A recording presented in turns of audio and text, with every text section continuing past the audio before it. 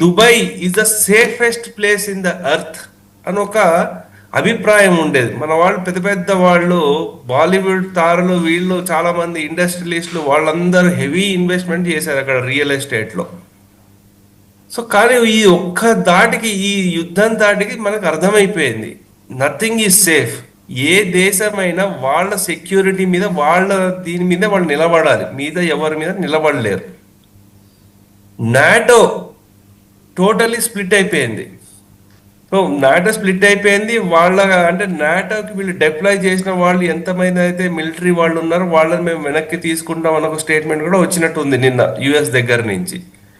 దాంతోపాటు D dollarisation కి నాటోలో మిగతా దేశాలు కూడా స్లోగా స్టెప్ స్టార్ట్ చేశారని మనకు అర్థమవుతుంది. ఎందుకంటే ఒక రిపోర్ట్ ఏమొచ్చిందంటే ఫ్రాన్స్ వాళ్ళు వాళ్ళకి సంబంధించిన 120 tons of gold New York bank లో ఉండే దాన్ని అమ్మేసి సేమ్ వాల్యూ ఏదైతే ఉందో అది యూరోప్ లో కొంటున్నారు అని ఇంకొక మనకు డీటెయిల్స్ వచ్చిందండి.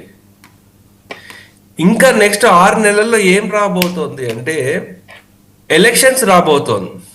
ఎలక్షన్స్ ఒకటి ఇజ్రాయిల్లో రాబోతోంది, నెక్స్ట్ వీళ్ళకి ఇక్కడ కాంగ్రెస్ ఎలక్షన్స్ కూడా అవుతుందండి. సో వీటికి ఈ నెరేటివ్ లో వీళ్ళు ఏమైనా సేవ్ చేసుకుందామా? Of course US